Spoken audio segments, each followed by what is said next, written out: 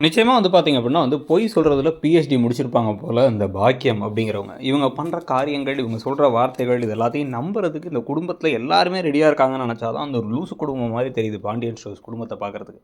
ஏன்னா, இவங்க வந்து இழுத்து இப்படி வந்து தலையில ஒரு முக்காடா போட்டு புடிச்ச உடனே, ஐயோ! நான் தான் அப்படின்னு சொல்றதுக்கு எவ்வளோ நேரம் இருக்க போகுது? இவரு குடு குடு குடுன்னு ஓடிட்டாராமா. ஓடுனது வந்து ஏன் அப்படின்னா வந்து தன்னுடைய பொண்ணுக்கு விஷ் பண்ண வந்துட்டு சர்ப்ரைஸ்ன்னு நெனச்சாராம். மாட்டிக்கிட்டோன்னு ஓடிட்டாராங்கிறதெல்லாம் எப்படி நம்புனாங்க? எப்படி இப்படி வீட்டு கதவு எப்படி திறந்துருந்துச்சு? வீட்டு கதவ நான் பூட்டுனேனே, எப்படி நீங்க திறந்து உள்ள வந்தீங்கன்னு 1000 கேள்விகள் இருக்கு கேட்கறதுக்கு. ஆனா வந்து அவங்க கேட்குற ஒரே கேள்வி என்னன்னா, பிறந்த நாள் இப்ப இல்லையே, வேற ஏதோ மாசம் சொன்னீங்களே அப்படின்ன உடனே, இல்ல சர்டிஃபிகேட்ல மாத்தி குடுத்துட்டோம், பொய் சொல்ட்டோம் அப்படின்னு சமாளிச்சுடுறாங்க. ஸோ இத வச்சே வந்து எப்படியோ மேம்போக்கா வந்து மேம்போக்கா இப்போ வந்து சமாளிச்சு முடிச்சதுக்கு பிறகு, இப்ப தங்கமயில் கதறி கதறி அழுதுட்டு இருக்காங்க. எத்தன பொய்டா சொல்லுவீங்க? பொறந்த நாள்னு சொல்லி இப்ப ஏதோ கோயிலுக்கு போணுங்கிறாங்க, என்னென்னவோ பேசுறானுங்க. பொறந்த நாளையும் மாத்தி வச்சிருக்கீங்க.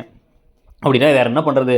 நம்ம என்ன வாழ்க்கையில மத்தவங்க குடிய கெடுக்கணும்னு நெனச்சோம் அப்படிங்கிறாங்க. ஒருத்தவங்களோட வாழ்க்கையில ஒருத்தவங்களுக்கு எதிர்பார்ப்பு இருக்கு. எனக்கு இப்படிதான் வந்து ஒரு பொண்ணு வேணும்னு எதிர்பார்க்குறாங்க அப்படின்னா, அவங்கள ஏமாத்தி கல்யாணம் பண்ணி குடுத்து, அவங்க நெனச்ச மாரி ஒரு பொண்ணே இல்ல அப்படிங்கிறதே ஏமாத்துறது தானே! ஸோ அப்படி இருக்கும் பொழுது, இது வந்து குடியவா கெடுத்தோம்னு கேட்கறதுல என்ன லாஜிக்னே நமக்கு புரியல. அப்ப நாங்க சரவணனா உண்மையிலே வந்து இவங்க மேல நமக்கு ஒரு பரிதாபம் வரணும் தங்கமயில் மேலங்கிறனால, சரவணன ஆரம்பத்தில காமிச்சதுக்கு அப்படியே ஆப்போசிட்டா ரொம்ப தற்குறி மாரி காமிக்கிறாங்க. உள்ள வந்துட்டு ஃபோன் சார்ஜர் எடுத்து குடு, ஏன்பா சொல்லியிருக்கலாம்ல பர்த்டேனா அப்படின்ட்டு போயிர்றாரு.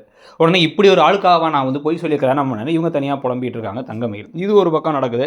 இதுக்கப்புறம் தான் கையில காதுல இருக்கிறதெல்லாம் குடுத்துடலாம்னு சொல்லிட்டு ஒரு கம்மல், ஒரு பர்ஸ் எல்லாத்தையுமே வந்து ராஜியும், மீனாவும் குடுக்குறாங்க. ரொம்ப நல்ல பிள்ளைங்களா இருக்காங்க அவங்க 2 பேரும். உடனே இப்ப இன்னைக்கே போய் இந்த ஸ்கூல்ல சேர்ந்துருங்க அப்படின்னா, சர்டிஃபிகேட் தொலைஞ்சு போச்சுன்னு புதுசா ஒரு கதைய கிளப்புறாங்க. என்னடா அநியாயமா இருக்குது இது எப்படி தொலைஞ்சுன்னு கேட்டா, அதெல்லாம் நாங்க தொலைச்சுட்டோம். வேலைக்கு போகணும்னு நெனைக்கல. அதனால தான் முன்னாடி ஒரு இன்டர்வியூ போகும்போது தொலைச்சிட்டோம்னு கதைய கட்டுறாங்க. உடனே சரி பரவால்ல சர்டிஃபிகேட் இல்லாட்டி சரி நீங்க வேலைக்கு சேருங்க. அப்புறமா எழுதி குடுத்து வாங்கிக்கலாங்கிறாங்க.